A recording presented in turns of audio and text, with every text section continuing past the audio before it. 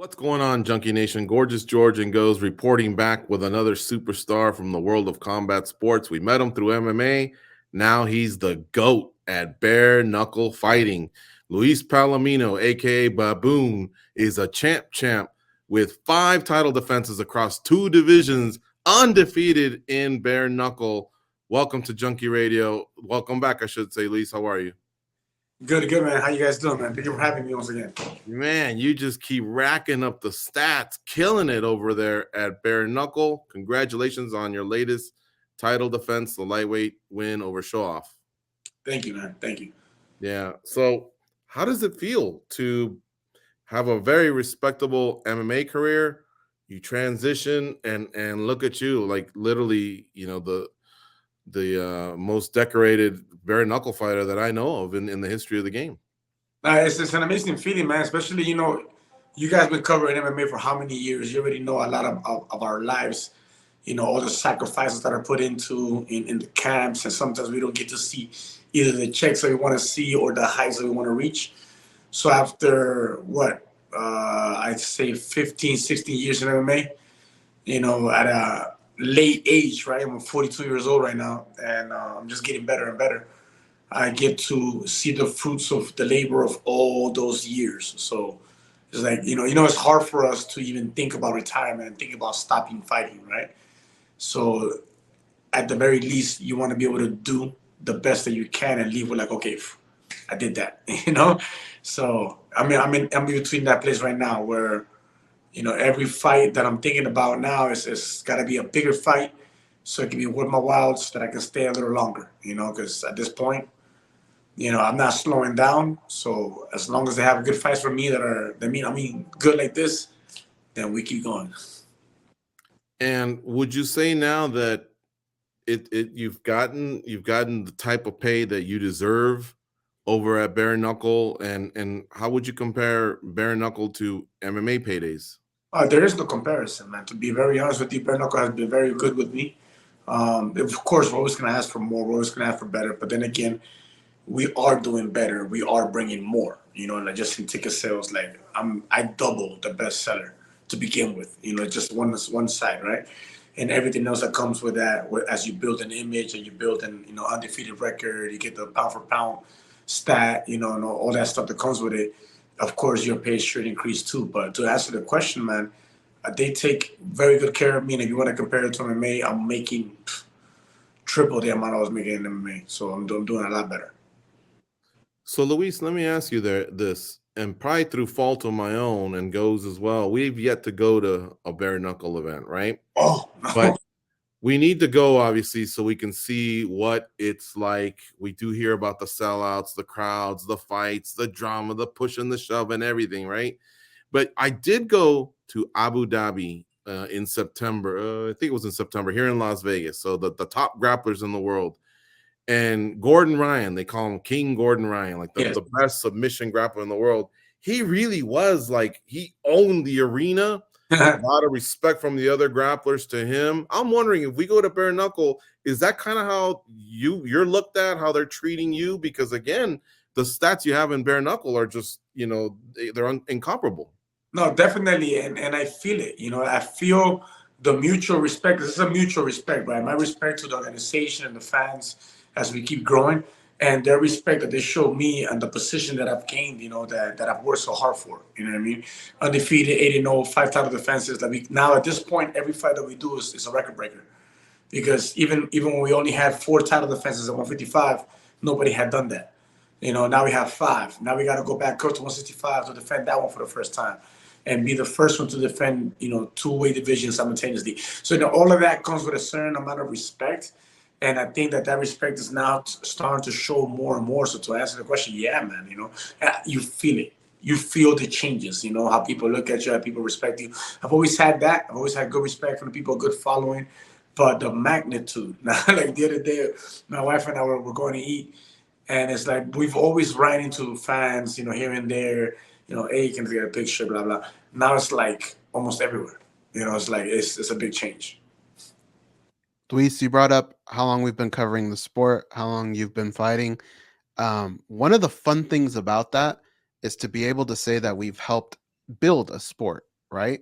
Percent. Because I always talk about when George and I were growing up, our father telling us stories about baseball, basketball, football. They all had a history, but we've been a part of making something grow from the ground up.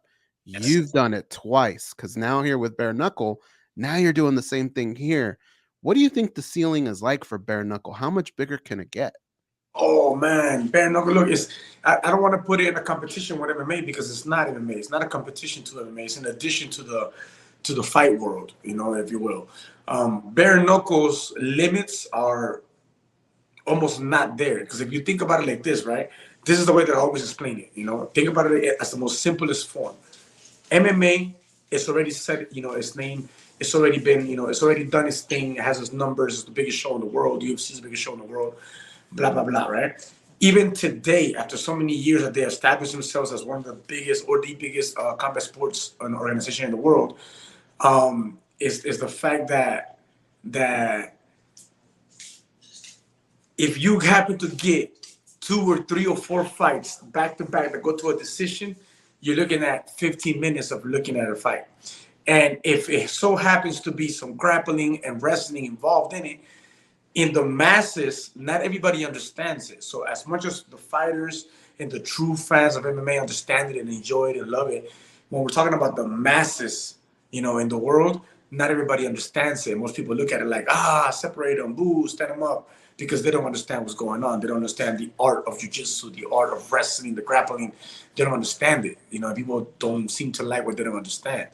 So to get back to that question, man, I don't see no limits in the growth of bare knuckle for the simple fact that anybody anywhere in the world will look at it and be like, oh, and they just keep looking at it because we've had how many shows? So we've had 10 fights, 10 knockouts. We're talking about 5 2-minute rounds. That makes it an anaerobic sport. Anaerobic meaning there's a high intensity sport. Some people may take their time in the fight, but this is a fight with bare knuckle, no gloves, bone to bone, for only 2 minutes. That means that you can do think about UFC fighters that can do 5 5-minute rounds. Take the gloves off and let them do 5 2-minute rounds. They're gonna go. They're gonna think about it. Like a real well-trained athlete is gonna go at 100 because you can keep a 175, 180 heart rate all the way through for 5 2-minute rounds. You see what I'm saying? So it makes it a more attractive, more exciting sport because it's shorter and faster, kind of like a sprint to a marathon. So that's the reason why I believe that there is no limits on the growth of BKFC, and there's no timeline on how big and how fast it's going to get. And that's just the way that I see it. I don't know if it makes any sense to you. No, that makes sense. I want to talk about something else that you brought up, and that's big fights, right? And Yes. the cool thing about BKFC is when you get a signing there, you have no idea where it's going to come from, right? It could come from the world of boxing.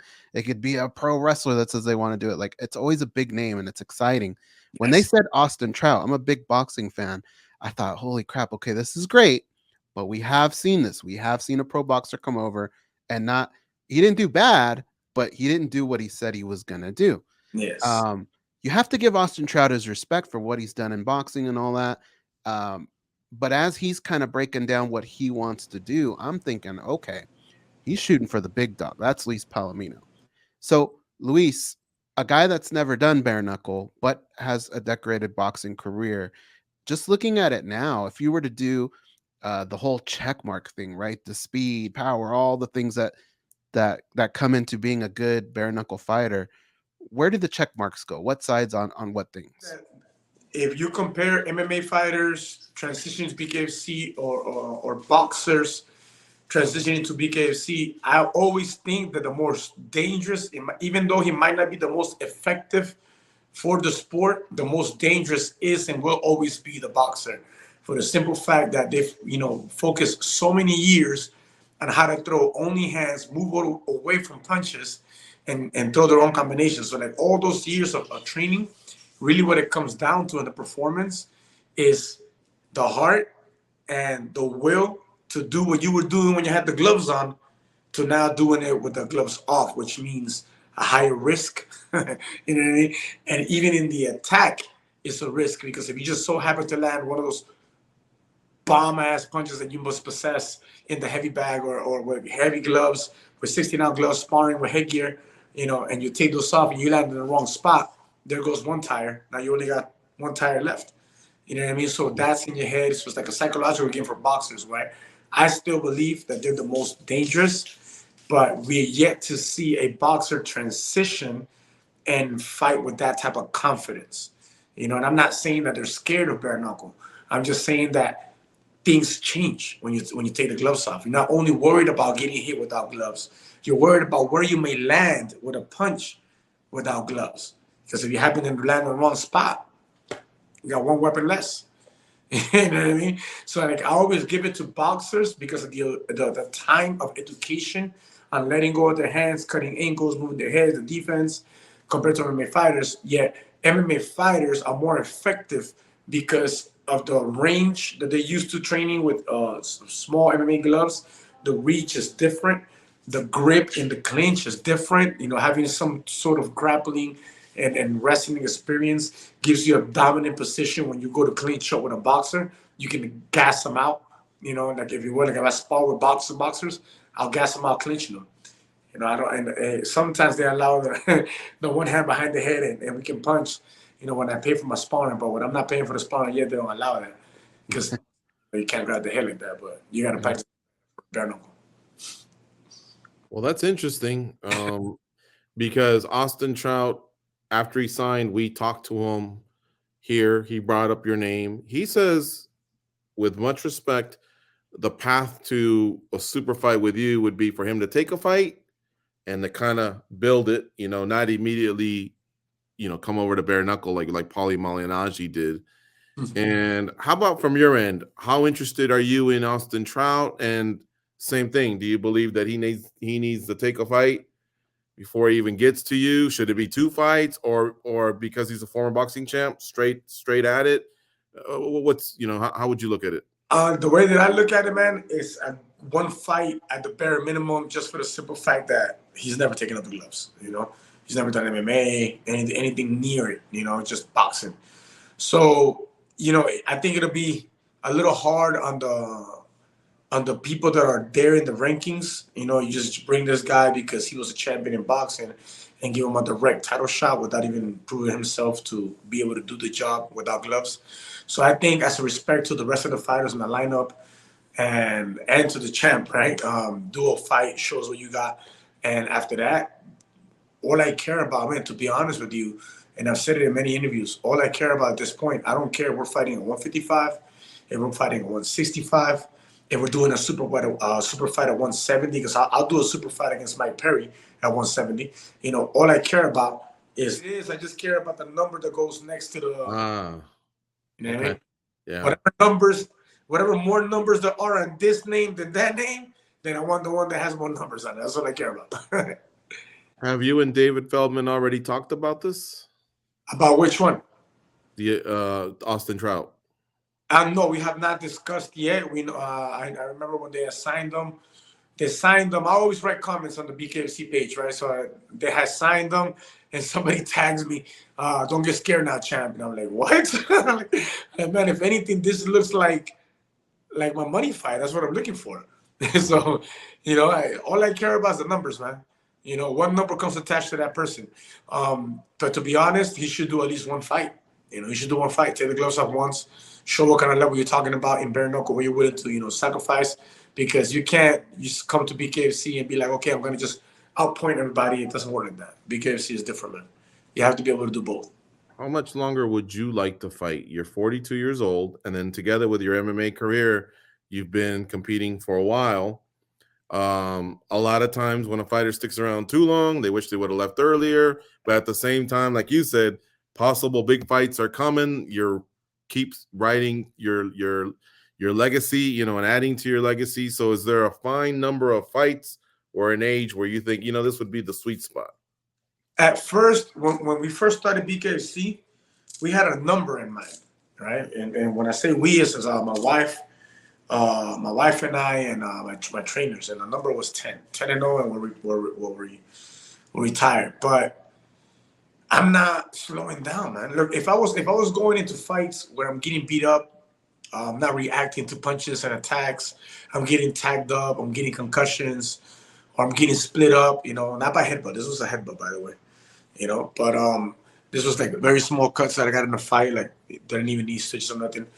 I catch them passing through. So like my reaction is still good, my speed is still good, and the last thing that you lose is power. So my power is great. All right, so if I was to put an age limit, I would say 45. I don't think I would want to get to 45 or past 45 because just because the way that I feel for boxing. If we were talking MMA, I'd be very honest with you. My body is not responding to that right now. You know what I mean? My knee, my toe, injuries here and there. But for boxing and bare knuckle boxing, I'd give it to 45 at max. That's if I'm making some big checks. You know what I mean? Because it's always going to be about the money. Like I told Dave Feldman, I'm all about my legacy. I went after the double champ status when I could have gone for a money fight. We were talking about a money fight. And I said, look, right now I care more about my legacy than money. So we went for the double status. We did it. We defended the 155 for the 5th time. Now we're going to go to 165, defend it for the first time, legitimize that. So after this, all I care about is the biggest pace that I can get, man. I think I deserve it. I think I've earned it. There is something pretty cool about what Khabib did in MMA, though, right? He may not have gotten to like 9 title defenses like GSP or 10 like Anderson Silva or 11 like Demetrius and Jones. He only got to 3, if I'm not mistaken. But he retired undefeated, kind of on his own terms. That's kind of bossy as well. Yeah. And that's why I was asking that question for you. You don't have to get to 50-0. No. You can't do that really in this sport. It seems like it's a pretty violent sport. Yep. But I think, like I say, you really are distancing yourself from the other bare knuckle greats. Yes. Yeah. I know, man. I think that once we get to that 10, any fight could be the last fight. Like it would take some serious money for me to keep fighting because I'm getting into business too. You know what I mean? I have a couple of things running up. We just bought our first home together. We have a couple of businesses starting up all at the same time. So like I'm getting very busy. So if the money's not right, then I just don't have the time for it, Last question. We talked to David Feldman, I believe, in August, July. He said BKFC was going to head to Lima, Peru. And we talked to you. It looked like there was a possible plan there. October came and went. It didn't happen. What can you tell us about that? And has it been shelved for a while, or is it just a postponement, and will you eventually get there? Yeah, the postponement came from my side, not Dave Feldman. Dave Feldman was all on board, but Dave Feldman had gave me a date in November that is World Cup time, bro. You can't mess with World Cup. You can't bring a show that's relatively new to Peru because MMA is known already there. But bare knuckle is relatively new to a lot of parts of the world, right? And as much as they're following now, they're watching it. I can't come in to do the first show in the middle of World Cup. So I told Dave, look, man, this is not the greatest time. Let's aim for next year. And he was like, okay, no problem. But he was ready to go last year. I just want to make sure that we don't, I'm the one that's pushing everything to go over there. I don't want to fail. I want to make sure that it's a packed stadium. There's no excuses. Everybody's there. So to answer the question, we're thinking about, we just spoke about Peru the other day, actually. And I told him, look, I would like to do a small show in February. So I might do like a Total Line series, something on the BKFC or small show, just to get the water moving over there. And then he was talking about April, defending my title in April in Peru. So that's the last that I spoke to Dave. There's no contracts. There's no confirmations of anything. But from what we spoke about, we were aiming at defending my title. I don't know what weight class yet or against who, but we were talking about defending in Peru in April. So we're working on it. Arena or stadium? I think, what was it called? There's a stadium that I already picked. I forgot what it's called. It's in Lima, in Surco. What the hell was it called? I forgot the name of it, but it's beautiful, man. It's like really nice. It's a stadium or an arena? Huh? Is it a stadium, like open stadium, or is it an arena that's enclosed? No, it's a closed arena. Okay. It's like a little mini coliseum. It's all circled out. Yeah, it's really nice. Have you thought, by the way, about Arequipa or Cusco only because of the elevation? A lot of athletes get caught off guard. So if your lungs are ready for it, you may have an advantage. Mexico, it's tough to beat the soccer team at Azteca Stadium in Mexico. And then Cienciano and Melgar, 2 teams that are part of the first division in Peru, when teams go there, sometimes they struggle in the second half. Man, you know what? That's a great question, man. And that's a good thought right there because I didn't think about that. You know that? And I'm like, man, when I went to go train in New Mexico, and I did 8 months over there, and people would get affected by the altitude. I got affected, of course, but it wasn't as bad, and I conditioned really fast. And I think it was Dio Sanchez was like, "It's in your blood, man. It's in your blood, like the Incas." Yeah, you guys altitude. But I adapted very fast to it. So that's a very good idea, man. Arequipa's high altitude too, right? Arequipa? Yeah, Arequipa, if I'm not mistaken, is about 7,800 feet. So it's about a mile and a half. Think about Denver plus another half mile. Cusco, I think, gets close to 10 or 11,000 feet. I'm telling you, there's a lot of times where Brazil will play Peru in eliminatorias or just like, Sudamericano, Copa de Libertadores, or whatever. And a lot of the players that play in Europe, aside from the travel and then having to play, they pass up. Because they know it's going to be like this, it's going to affect them for about 2 weeks, and months just chilling in Cusco, bro. That's a good one, though, man. I'm going to talk about that. Yeah. Hell, I have a lot of fans in Arequipa. Yeah, you see the amount of people that write to me from Arequipa? Yeah. I didn't think about Arequipa, man. It's a good one. There you go. Something to think about. I don't know if George is on the same wavelength as me. We're either really good kids or really bad kids, but our mom's birthday's in April and she turns 80. So I'm thinking, what if we go, hey, don't you want to spend your 80th birthday with your family in Peru? But really, we just want to get our asses to BKFC and Arequipa. Is that what you're trying to do, George? Was that the plan now? Well, I wouldn't say I only want to do bare knuckle. I would want to attend her 80th birthday and then also slip over and watch BKFC, watch Luis defend. But yeah, it'd be a lot easier for us if we did it in Arequipa because that's where she's from. Oh, damn, you perfect. Yeah. Look into it. It's a good idea, though. It's a very good idea. We're always up to something. All right, Baboon. Thank you so much for the catch up.